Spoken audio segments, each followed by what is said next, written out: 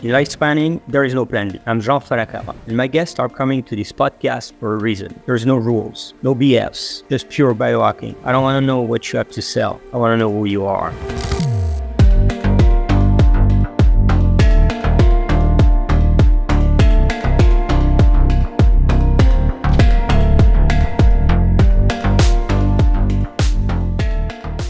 Welcome to the No Plan B podcast. I'm Jean-Fiore. Today I have Adam Fiore. He's an ex-veteran from the US Army and is a pro in life optimization. He reversed his age and he's the youngest and fittest 51 years old pro. So let's get him on the show right now. Adam, I'm so happy to have you here. We've been in contact mainly on LinkedIn professionally, but I've been watching whatever you've been doing out there. You are what we call a top performer, one that reverse aging, which is one of the topics I love to talk about. And instead of me trying to explain to our audience who you are, I'm just going to let you do it and introduce yourself. Perfect. Well, first of all, I just want to say it's an honor to be here. I've drawn a lot of inspiration from you and the example that you set and the work that you've done.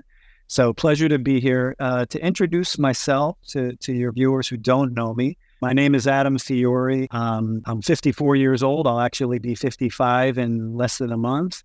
And as you said, I'm a coach. I'm a spokesperson for anti-aging, reversing illness, and most importantly, doing it all without any medication, but just all through lifestyle. So if you'd like, I can kind of go through a little bit of that story. Please. Yes. We're before being into that life coaching and reversing aging, maybe we can tell our audience that Adam is an ex-military. So the grind and the spirit and the mindset of endurance, he knows that from his career already. So please, go ahead. Yeah, and the most important thing is to understand from where I came to where I am now is the transformation that took place just a few years ago. So, as you said, I went into the Navy when I was 18 years old, and certainly in a top performer, one of the top conditioned, people in my class and boot camp class and on my ship. And yet I was nowhere near in the physical or mental condition that I am now at the age of 54. And this is not an overstatement. This is true. I can tell you that for years, in my 20s and my 30s and my 40s, I was almost obsessed with trying to build this body, this action hero type of body, which ironically I have now in my 50s. It's the craziest thing, but I always wanted it and I could never quite get there. And I always told myself that the reason why was because I didn't have the genetics for it. I had a couple of friends who would just touch some weights and they'd have a six pack and everything else. That wasn't me. I was in very good shape. To give you an idea, my body fat percentage was usually around 15%. Which is not bad for America. Yeah. Right. Not bad at all. My problem was I didn't know what I was doing. All the information I got was from media, magazines, television, right?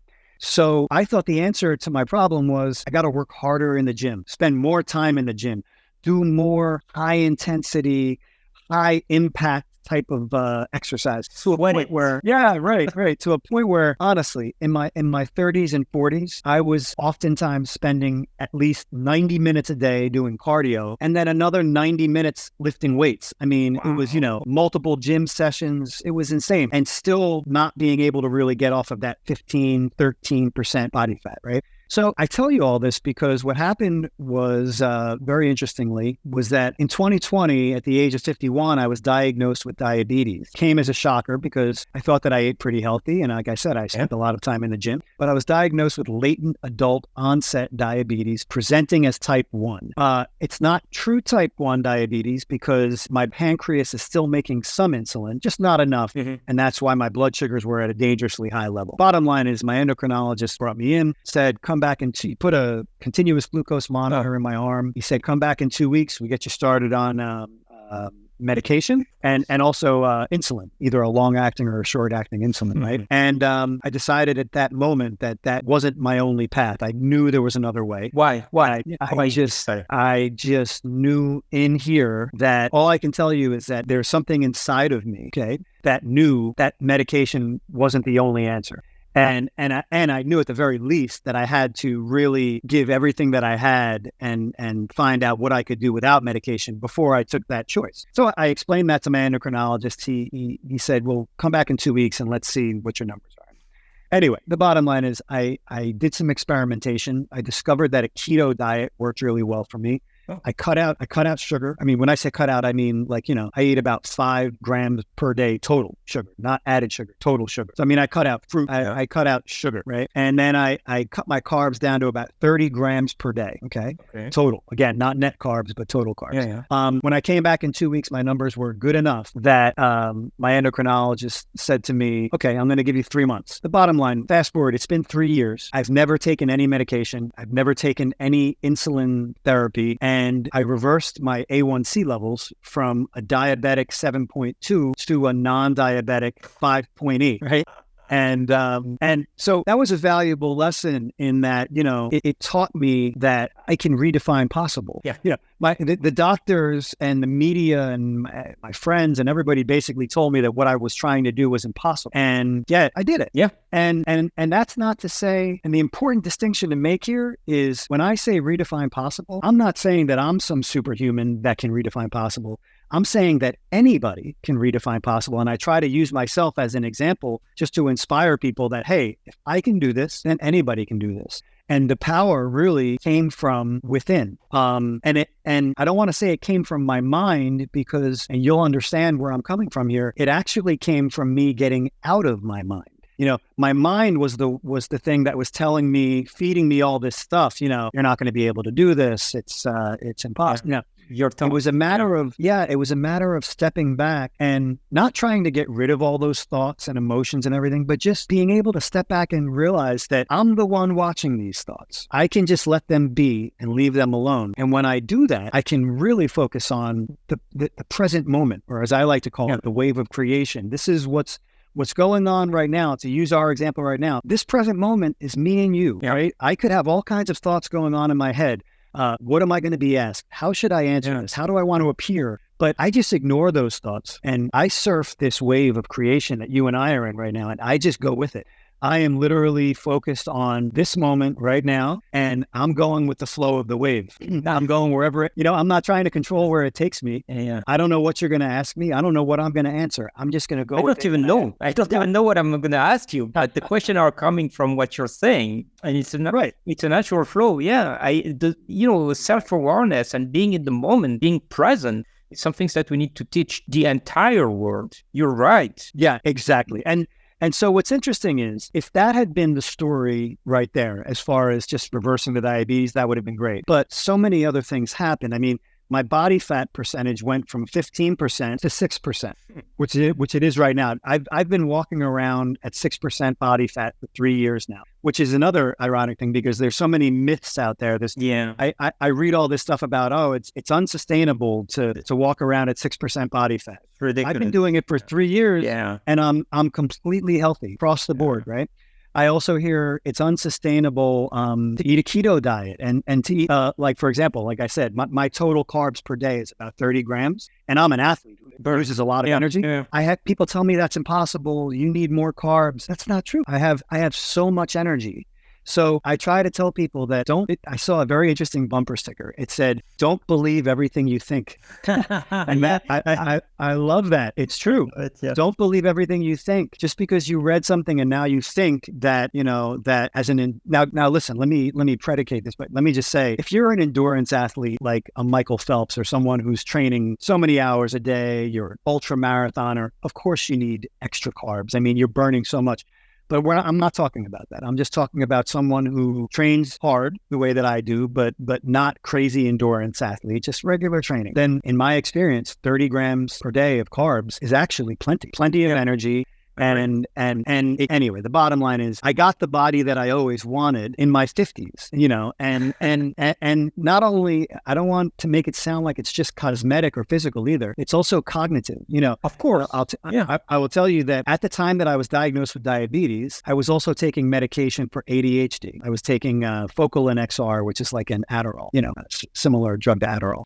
And I needed that drug. That drug would, worked well for me. It would focus me and allow me to get my work done, right? As opposed to having my thoughts scattered all over the place. Well, highly addictive. Yeah, exactly. So what happened was when I stopped eating sugar, not immediately, but after about 6 months to a year of not eating any sugar, one day I realized that I felt very clear, extremely clear. I almost felt like I was on a drug. I was so clear, like everything was so vivid and clear. And I was like, wow, what's going on? And I realized, I must have had a sugar fog like my entire life, pretty much, this sugar fog. And it's been lifted and I can see everything clearly. So I decided to stop. I did talk to my doctor. I did it under my doctor's supervision. I said, I want to try not taking the ADHD medication. He said, go ahead. So I did. I haven't taken it since. And literally my concentration, my performance, my focus, sharper and clearer than ever. So this is what this is what I'm all about. If you're asking me kind of what am I here for? Why am I here really on this planet? It's to really inspire and empower people to really explore the fact that you're capable of anything. If you're taking a lot of medication, I'm not telling you to stop taking your medication. What I'm telling you is have a conversation with your physician and explore, is there something you could be doing lifestyle-wise? Something that you could stop eating or start doing that would help you maybe go off of some of those medications, because those medications do have side effects, like I said, they can be addictive. Yeah. The problem that in that I'm coming from, like my family, from my wife's side, are all doctors. And what I do see is the problem of that is most of the doctors today, they don't have the vision open enough to alternative medicine. So the pill is some sort of a magic pill. You are right on some point there. Everything we take and we ingest is a chemical that our body is not making. So the natural way of sustaining our body with natural substances is probably how we're meant to be. To go back to body fat, sustainable or not, listen, my body fat is 5%, and it's been like that for 27 years, and I was even lower than that before. My BMI is steady at 20. My body age is like insane. We're going to talk about the body age later. But whatever people think, it's not you. And what people don't understand is the fact that from a generality of, okay, you should do that, everyone has advices to give, but they're not in your body, they're not in your mind, they're not you. And that's right. And this is it. What works for you may not work for others, and what works for others may not work for you. But you found what was working for you, and you made it a discipline in your life. And this is why you get to this point today, super great shape, look like a Superman, and the strength of the Superman. And this is it. And I think, like you said before, everybody can get to that point. But first, the first step is, like you mentioned, being aware of what you want, like having a conscious decision that you want to get there. And the second, making the first step, because you made that first step. That's why I asked you what happened with your doctor, why. It's like you decided to make that first step. And it didn't come up like right away, drastically changing from the body you had before to the body you have today. It took a certain time because you've been building up on that pattern, correct? That's right. And you hit upon a really important point, which is, it's one thing to want it, right? But you need more than to want it. You need to actually build the willpower and the discipline. When I say build, a lot of people are under the misperception that willpower and discipline are something you're born with. I've actually coached people who, when they first spoke to me, they said, I'm not that type of person. I don't have a strong will. I'm very undisciplined. And I said, I was not born with discipline. It's something that it's a muscle that you teach yourself. There's science, BJ Fogg is a professor of behavioral health, behavioral science at Stanford University. He wrote a book called Tiny Habits. I studied that book, and then I read Atomic Habits by James Clear. Awesome. This is an amazing book, right? And the point is, I worked at it just like you work at anything else, and I studied it, and I developed that muscle. And what I try to tell people is, this should be the first thing that we should be working on. Is your willpower, your discipline. We should be working on routine creation, working on your routines, and habit formation, replacing your unhealthy habits with healthy habits, one at a time, right? And the reason I said that is because most people come up to me and the very first thing they say when they want help is, oh, just tell me just write down for me what you eat and what your workout routine is. I said, not going to work for you because you're not going to stick with it the way that I stuck with it. You should be asking me is, teach me how you built the discipline and the willpower, how you built the habits and the routines. That is the key. If I teach you that, you will be able to do anything. You won't even need me anymore after that. And your metabolism is not the same as the one that is asking for that. This is the problem for society. We are chasing this magic pill that, okay, give me that magic pill and I'm not going to get through the struggle of trying. And people will sell mothers and wives and dogs and everything they have to get that magic pill, which is insane. It's educational. We need to teach our kids from the young age that anything or everything is not granted in life. You need to deserve it. It's not granted, and there is no shortcut. You are the living proof that there is no shortcut. That's right. Yeah, that's right. Exactly. And it's, look, what we're talking about here, it's a hot topic, which I'm glad that I'm glad that reversing aging and longevity is such a hot topic. I don't love the idea of a pill that just extends life, because I think it's equally important not just to extend life, but to also make sure that the quality of that life is better than ever. I want to see people who are performing better as they get older. I mean, I can honestly say, and I have the data that even shows it, that I'm performing better physically and mentally at almost 55 than I was when I was 51, 52. That's the direction I want to go. And I plan on performing better at 60 than I am right now. And that's how I want to see this go. I do think there's a way to work both things. Like we science should be working on a way to certainly work with the cognitive and physical type of training that we can give people to live longer through lifestyle modification. And then if there's a way that science can also help work with that and extend life, fantastic, right? I mean, we all would love to live to 150. I think that's great. Yeah, it's going to be hard. Because our cells are made to they're really meant to live about 150 125. It's the approx number that our cells are like genetically made with the senescence of the cells, and we're meant to phase out at that age. But look at our society. The average age is 78, 82 for women. This is ridiculous. We're like not even 2/3 of where we should be. And people that are over 80s, I don't see many running or moving much. Why is that? It's because people are in their mindset, the fact that when you get older, you should stop moving and play cards or play golf. Yeah, it's not true. Yeah.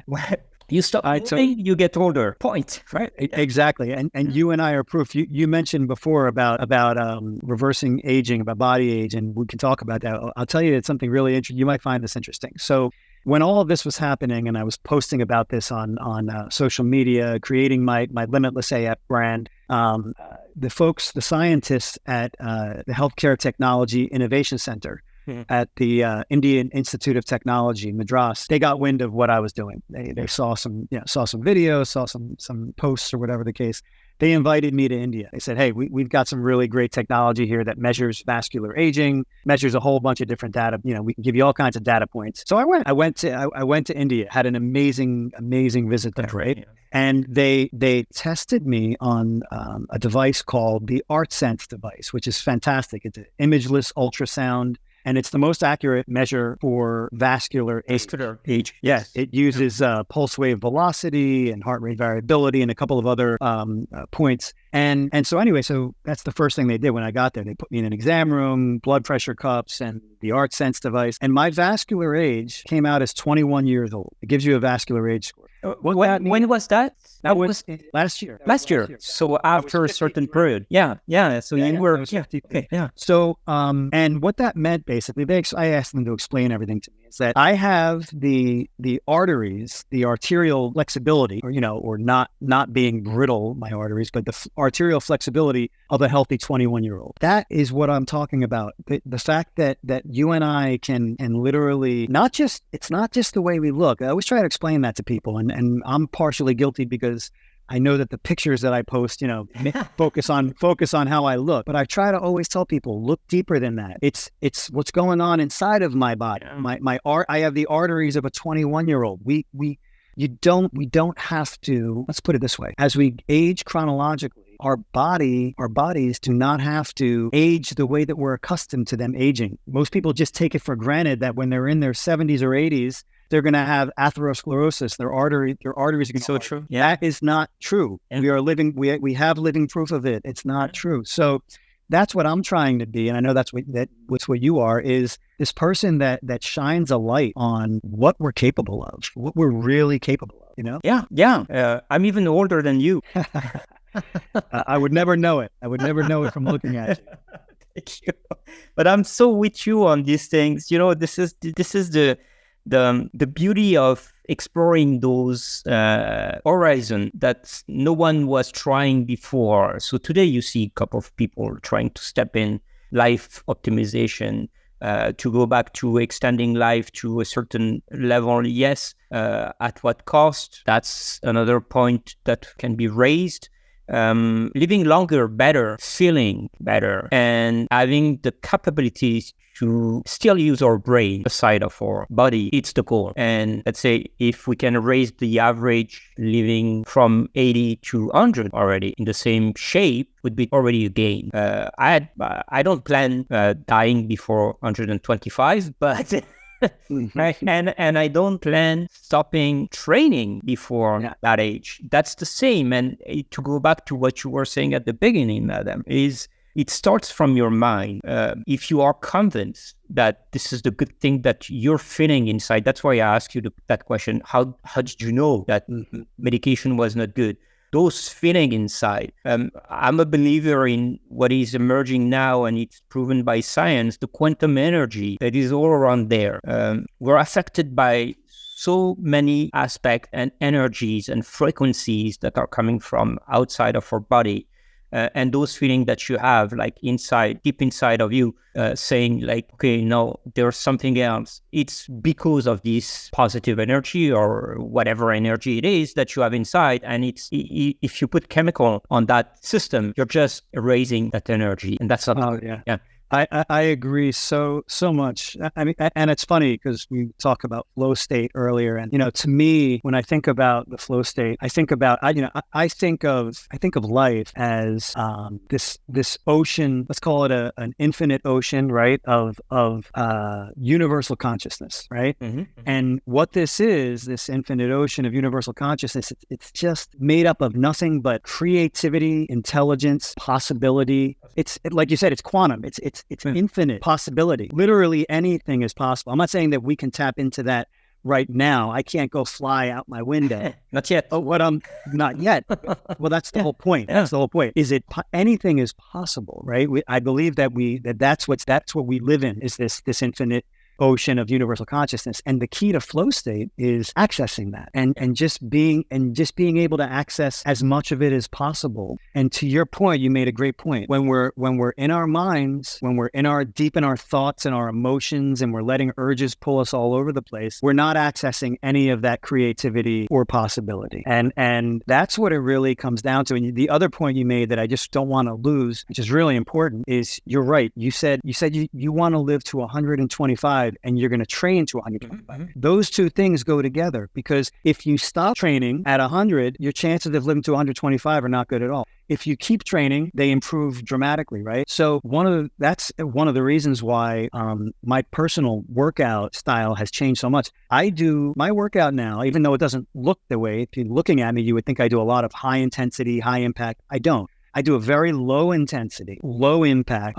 workout because it's got the lowest risk of injury, my workout. And the reason why is because if I get injured, I may miss time. I could miss a month. I could miss 3 months. That's a problem. That's a problem. Yeah. So I feel it's important. But the funny thing is, I used to be so high impact, so high intensity, and now I'm low impact, low intensity. Why does my body look much better than it did before? Because bodies like ours are built in the kitchen, not in the gym.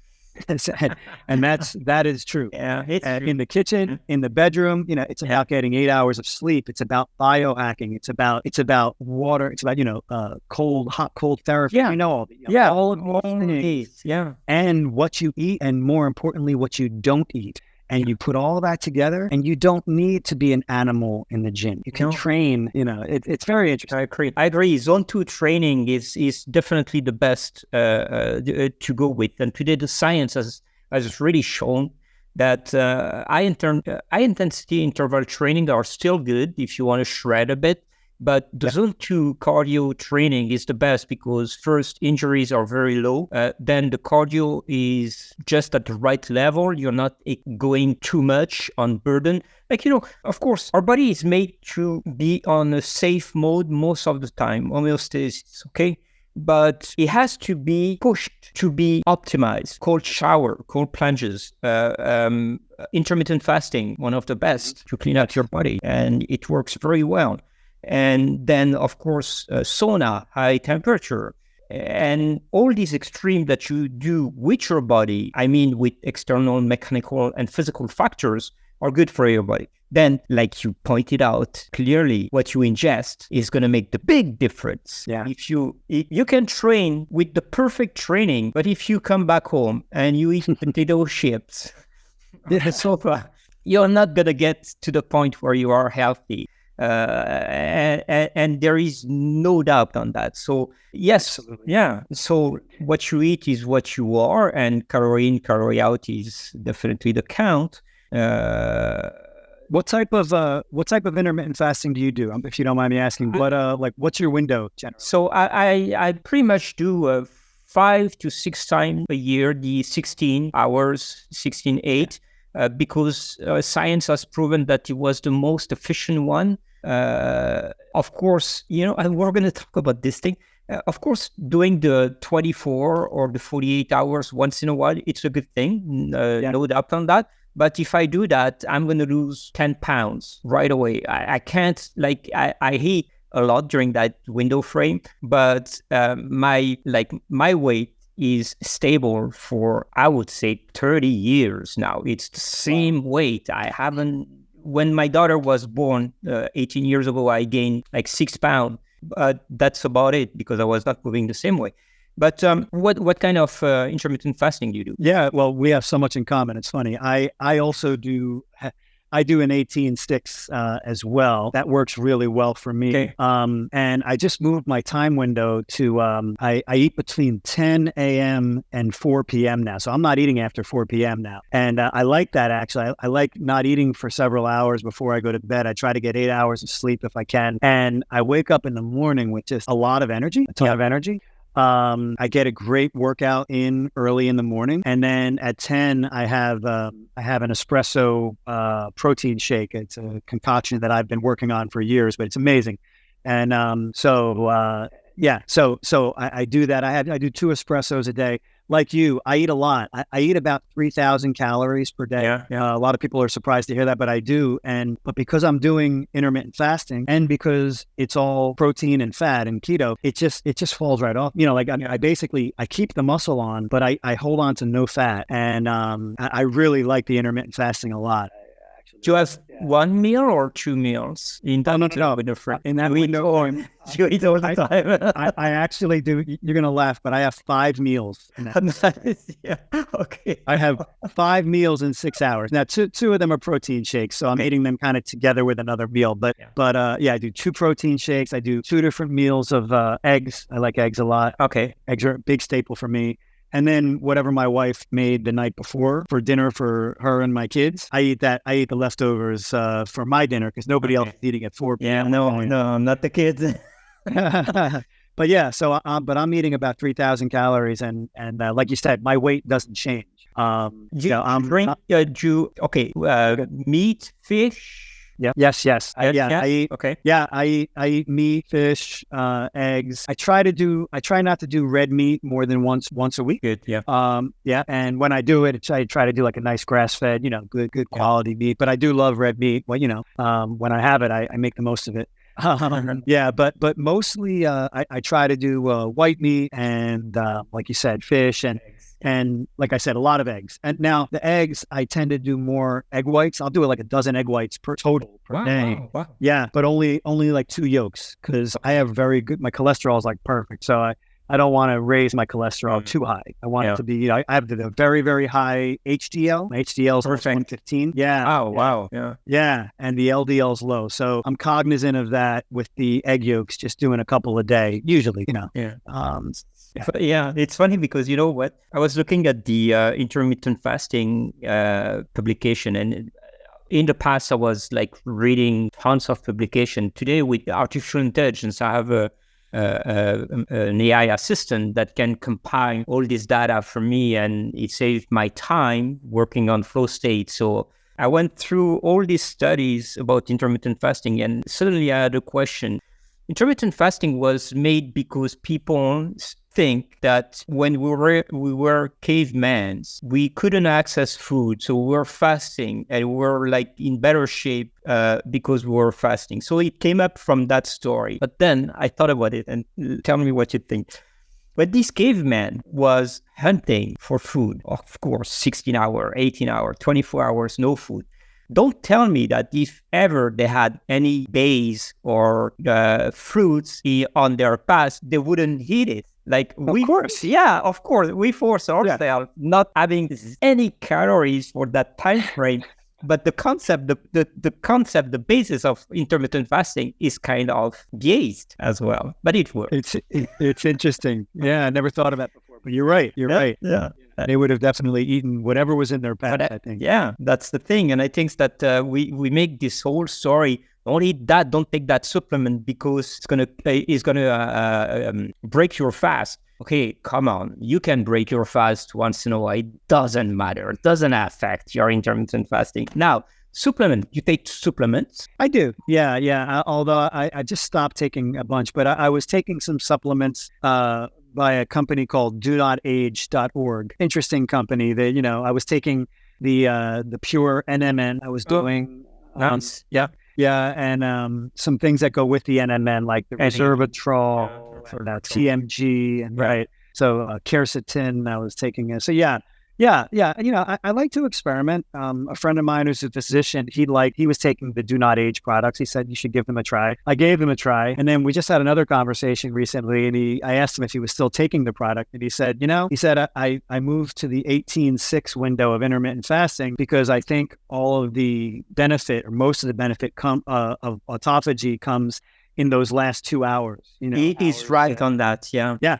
So I may ease off of the supplements that I'm taking right now. They're very expensive, but other than that, I take I do like a whey isolate protein, right? Okay. Same. I do collagen peptides. I do all this. I do the MCT oil, turmeric. I do a lot of superfoods like that. Turmeric, all that stuff goes into my protein shake. Literally, like all of it goes in the protein shake with like espresso, and I don't know how it tastes as good as it does. It tastes so good, man. But for you, and it really does. And it's got almost 50 grams of protein, which is obviously a lot of protein. Yeah, that's yeah. And it only has 5 grams of carbs, and it only has 1 gram of sugar. So I like to say that for something that tastes so good, to have such low sugar and carb content, it's unusual. So yeah, it's interesting.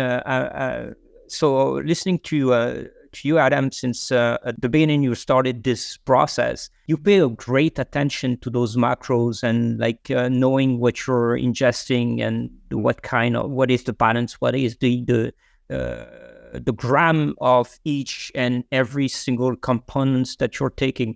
Do you think that in the long run, you will know your body so well that you don't even have to measure that anymore? Yeah, I do. I actually do think that. In fact, I probably know my body well enough not to do it even anymore. It's probably doing it more out of habit now, using it almost as a crutch, like, hey, I'm so used to doing this. But again, that's one of the things that I love about exploring the flow state is letting things like that. It's almost like a snake sheds its skin. Mm-hmm. You kind of shed these things that you don't need anymore, and you just become more and more open to Aware. Like I said, that create more aware, and that creativity that's out there, that intelligence that's out there, you just learn to be able to tap into it. So yeah, that's a great question. I probably am in a place now where I don't need to even count as much as I do. My body, my mind, I know instinctively what I should be. Exactly. Yeah, that's what I was saying. Yeah, I was sure about it. For me, it was like obvious that you were there. I used to have trackers, biofeedback trackers. I don't anymore. Do you use any of these trackers? I don't.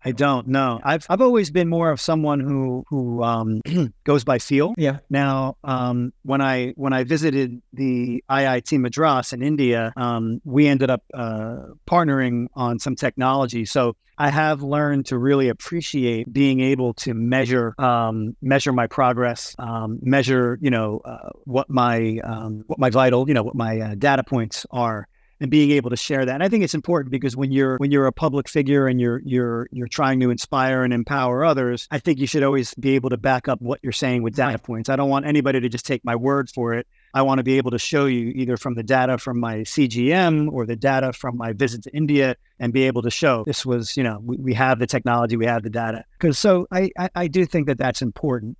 But truthfully, growing up, I've always been more of I've never been one to use the Apple Watch to see how many steps I've taken. Yeah, no, or the Oura Ring. They're doing fantastic product, but I think that people, it's like social media. People become slave of that, and that's why. Yeah, so you become so obsessed by your I didn't sleep those 15 minutes that I had yesterday. I didn't run those 5 minutes that I was doing up today or whatever. And then you become so obsessed that it goes against the principle of being better. I'm 100% with you on that.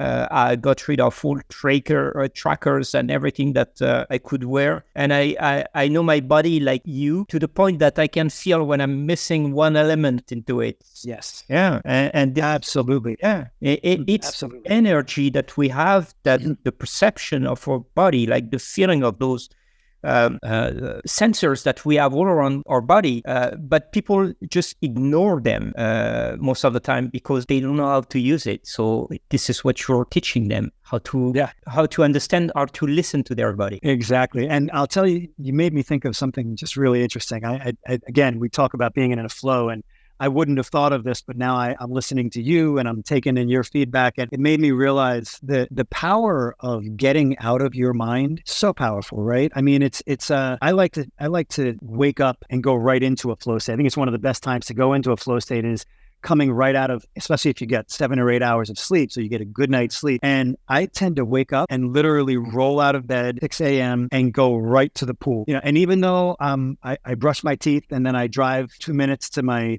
gym, I'm not thinking yet. I have not turned on my thinking brain. I don't watch news. No, read news. So for me, I don't even have a TV. Yeah. I mean, I'll watch TV for entertainment sometimes at night. So I'm deciding what I watch. I just, no time to watch the news. I have plenty of friends who tell me if there's something important going on in the news, I'll hear about it soon enough. I'll see it on LinkedIn or something, Yeah. But the point I was going to make is sleep is a very powerful, this. Sleep is so powerful, right? Sleep is so powerful. And so when you wake up, and this, when you wake up, you get this rush of cortisol. At least that's the way I understand it, which is natural. And a lot of people make the mistake of drinking coffee as soon as they wake up. Well, you shouldn't. You should wait at least 30 minutes because you have this natural cortisol and you're just wasting it. And you block, sorry for interrupting. No. But even the caffeine has a certain pattern of molecule, and you block receptors for secreting the hormone of sleep at night. So it's a whole process of this coffee drinking. Exactly. So I wake up and I guess I've got this bit of cortisol that is kind of pushing me into this. I wouldn't call it a flow state yet, but it's priming me. It's priming me for the flow state. I drive to the gym, which is a 2-minute drive, and then I get right into the pool. I don't think about anything. I don't usually say hi to anybody. It's like literally get in the pool and just start swimming. And for me, swimming is a very meditative thing. When I swim, that's my only form of cardiovascular exercise. But when I swim, I'm not swimming. I'm not trying to swim, and I'm not working hard. I am literally. It's like people doing yoga. I'm in this flow state, right, where I'm just swimming. I'm not thinking. Yeah, it's easy. And it's not hard enough, but it's not too easy. Yeah, I'm just gliding through the water effortlessly, right? And I really do get into a flow state. And what's amazing, what I love is then I'll lift some weights and everything. And, maybe I come out of that flow state. Maybe someone who I know starts talking to me about business or sports or something. And boom, I'm out of it. That's but fine. I'm conscious enough to realize, like I feel myself be pulled out of it. I let myself be pulled out of it. And then I just get back into it. But the point I was going to make is I come back to my house, it's 10 a.m. and I make this espresso protein shake, right? And what's amazing about being in flow and not being in your mind and not having all these thoughts and everything going crazy that are really pulling you is when I drink the espresso, I literally feel the caffeine doing its magic, which is it actually takes me into an even deeper state of flow. It gives me this rush of this energy that takes me from flow to, I guess it would be dopamine, serotonin. I don't I'm not a scientist, but from what I understand, and that's my creative space. So I always try to do any creative work that I have. I try to save for right after that time. I get out of the pool, I have the espresso, and boom. Now I'm ready to write my book. Now I'm ready to create a post that I hope will attract people. And so I do my creative work then, right? And to the point you made, which is a very good one, you have to be careful with coffee. I do 2 espressos a day. My second espresso is at noon because I know that, with the half-life of the coffee, I don't want to have that coffee any later than noon so it doesn't affect my sleep. Yeah. What time you go to bed? Like probably at 10? Generally go to bed, generally around 10. But let's put it this way, between 10 and 10:45. Yeah, same as me, Yeah. And it's same as me for the caffeine as well. I've been doing some sort of test and scientific backup on that. Caffeine and chocolate, if you mix both of them, is one of the best pre-workouts that you can have. Wow. Yeah. The combination of both is just like insane. Like some people go on chemicals for pre-workout. My pre-workout is that. Yeah. Interesting. I like the combination of the espresso so in that same shake, there's peanut butter. And the peanut butter and the espresso, I feel like also, I have no scientific data on it, but I've always felt like I'm getting something from the peanut butter and the espresso together. Not sure why. Probably, yes. Yeah. Are you still doing keto diet, or it's just like once in a while? Oh, you still on keto? Well, so I am. But here's the thing, and this is important to an important distinction. I have never once in the 3 years that I've been on this, what I call keto diet, I have never once checked to see if I am in ketosis. Okay. I don't care if I'm in ketosis. Yeah. I did this diet so that I could avoid medication and insulin therapy through diabetes. And then once I was able to do that, I stayed on the diet also because I love the way that it made my body look and feel, and also my mind, right? So for me, I call it a keto diet because with the low amounts of carbs and sugar that I take in, I'm probably in a state of ketosis quite often, I would think. I just don't check because if I'm not, I still don't care. I'm getting all the benefit that I want out of this diet that I call a keto diet. So whether or not I'm in ketosis is irrelevant to me. Interesting. Does that make sense? Yeah, absolutely. So now I'm going to switch over to the psychology side. Are you scared about giving up on the keto diet and you keep going on the keto because you're scared about falling back into the pattern of having diabetes or whatsoever? Is that? Yes. Well,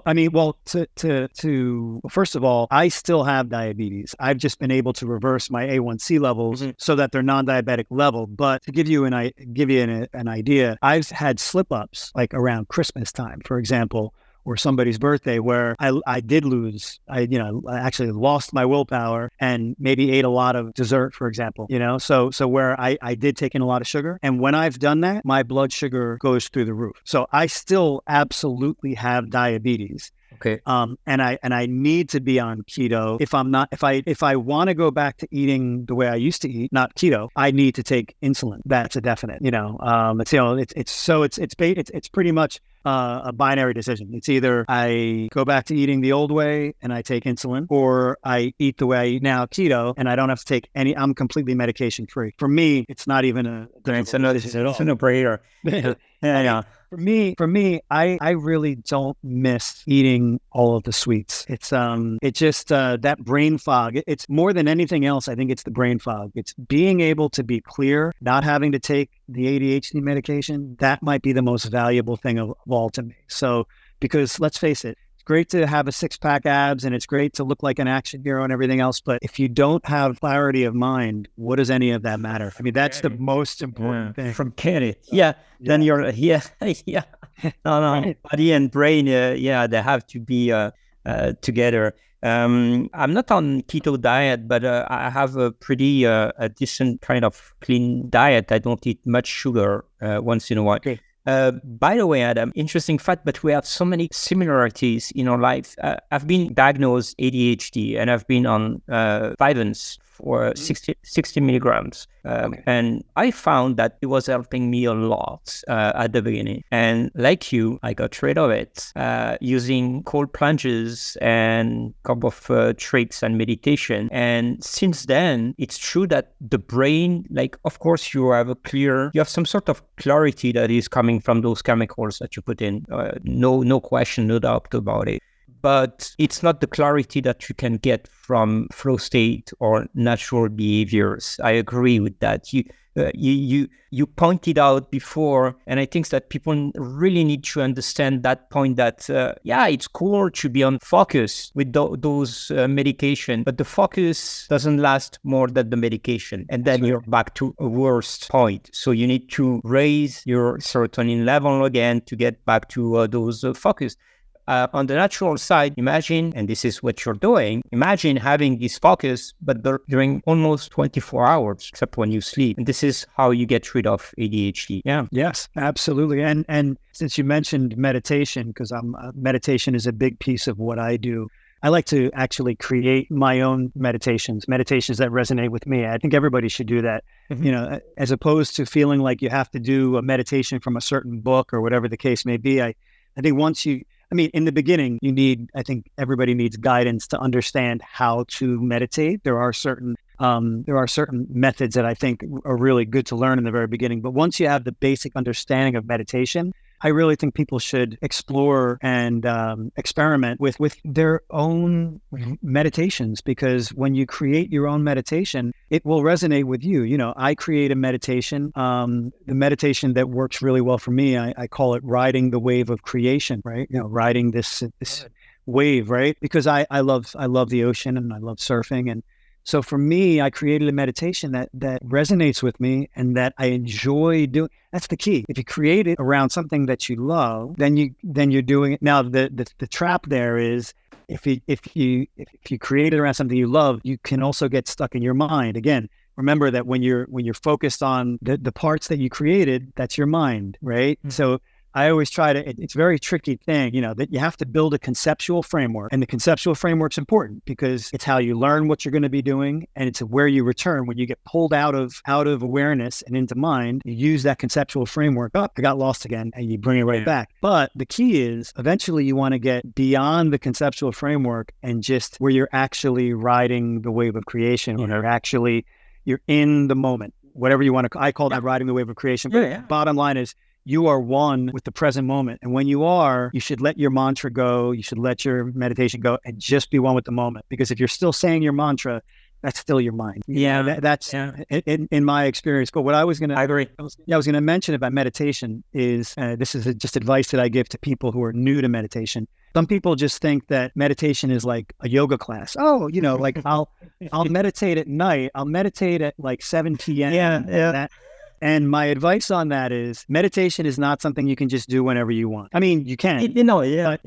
But my advice to anyone, if they want to get the best results, is it matters when you meditate. And you should always do a meditation as close to when you first wake up as possible, as early in your day as possible, certainly before you start the hectic part of your day. And the reason why, and I think it's pretty obvious, is when you do that meditation early in your day, it sets the tone for the rest of your day, and you will get pulled out. There's no doubt.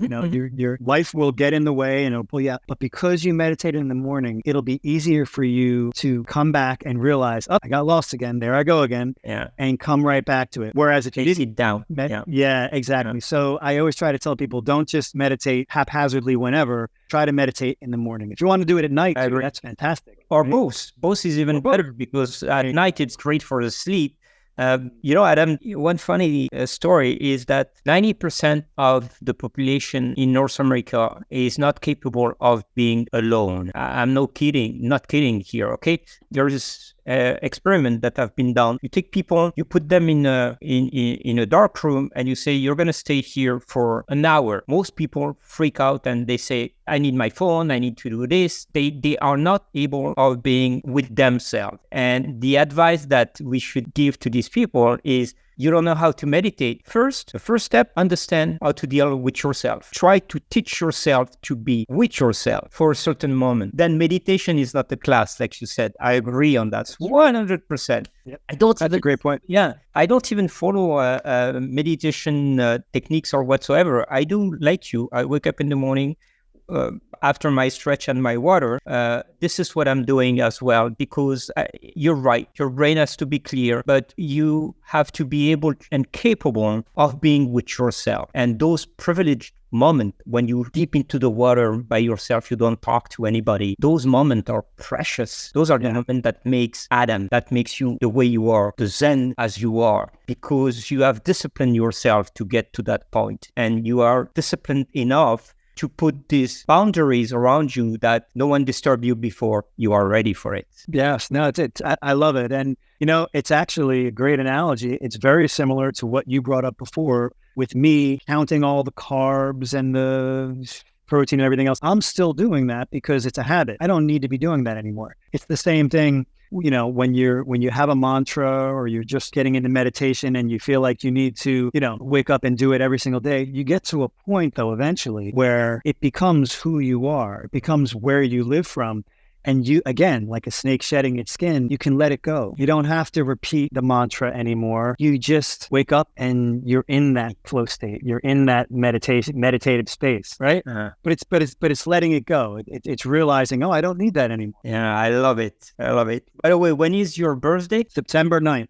Oh, but okay, less than a month now. Yeah. Less than a month. I'll be 55. I like to joke around and say that I have one of the few brands in the world that gets more valuable the older I get. That's unusual, but I mean, the older I get, if I'm 70 and I'm still rocking a 6-pack and out on the stand-up paddleboard, out surfing the waves, that's even more valuable than doing it at 55. So I love being in the business that I'm in because it's just, like I said, how many businesses do you get more valuable as you get older? It's great. Wine maybe, but yeah, that's a good one. You're right. That's right. Yeah. But you're an inspiration for that because, many people after 50, they don't want to say how old they are. And right. It's your trademark. It's your logo. Your age is your brand. I love it. And I think that people should be proud of being at the stage you are. You must be proud of who you are now. I am. And hopefully, if people like yourself and myself, if we're successful in what we want to accomplish, a lot more people around the world will also own their age, feel really comfortable in their skin with how they look, how they feel. And I think that would literally change the world. It could change so much. If people actually felt better about themselves, I really feel like it would change a lot of things economically. As far as war. Yeah, you're gonna put a lot of cosmetic surgeon in bankruptcy, but that's the only side. Now, I don't think they'll ever go. I don't think they'll ever go out of business. Yeah, they'll always have clients. Yeah. But where people can find you? Yeah. So, well, first of all, it's funny. I mean, first I'll give you the website. We have a website for Limitless AF, which is just limitlessaf.tech, TECH. We're going to put this link as well on the podcast. Great. Yeah. That's our health tech company, built around my story, built around the program that I used, but also built around the technology from IIT Madras. In addition to that, I like to think that really the most valuable information that I put out is actually on LinkedIn. I'm on all forms of social media. I'm on Instagram, I'm on Facebook, and I'm on LinkedIn. But I, for whatever reason, probably because I owned an executive search firm for 15 years, and LinkedIn was my lifeblood. So I'm connected with a lot of corporate executives across industries. I've got a huge network on LinkedIn, and a lot of those folks are people that I've helped, coached, trained, everybody from military special forces to pharmaceutical executives, So because of that, LinkedIn has become my favorite medium, I guess. And so what I would really suggest is if someone wants to learn about what I do, if someone wants to get in touch with me, find me on LinkedIn. Yeah, so I'm LinkedIn. They're incredible, and they're very complete and detailed. I think that LinkedIn offered that platform where you can express yourself with all these details and comments, and which Instagram doesn't anymore. It used to be like that before, and I was really present on Instagram explaining people how to use their brain and body. But today it goes so fast, and people are scrolling. The average time for a post is 2.6 seconds. So imagine, it doesn't make any sense to write posts anymore on those platforms. But LinkedIn, we're gonna put your LinkedIn on the podcast as well, your website. And I do encourage everyone to go on LinkedIn and then read the posts. They are fabulous. And even the reaction from people are very cool. I love it. Thank you, John. And let me just say, I really believe that you and I should at some point explore how we can work together to actually reach exponentially even more people. I'd love to. I know that you do a lot of cutting edge research around biohacking. I consider myself a guinea pig. I'd love to be a part of some of the research that you're doing. And if you ever think of a project you'd like to work on together, let's discuss that, because I think we could do a lot of good together. Yeah, sounds like a plan to me. Absolutely. I know that you're going to write an article in our magazine, upcoming magazine. I'm very happy about that. I really look forward to see your book, to read it. We're going to push it on the magazine as well. We're coming up with lifespanning this movement because people have a bad perception of biohacking. People outside of the science, scientists, when you say biohacking, they're I don't want to hear that. And some people, when you say biohacking, they go what are you hacking? Hospital or what? So we came up with lifespanning. We invented the word. We actually trademarked it. And we want to educate people on how to live longer, better, feel better. And this is exactly what you do. So you have to be part of our movement. You have to be you have to be would love to with us. Yeah. Absolutely. And let's I'm going to find a way to get out to Miami at some point, and we'll do some video together, do some workout together. That'll be really good. Yeah, absolutely. Thank you, Adam. It was a fantastic pleasure having you. And up to next, because we have so much to talk about when your book is going to come up. I want you to come back on the podcast. But we're going to work together anyway. Perfect. I would love to. And again, such an honor. Thank you so much for having me, and looking forward to exploring synergies even further.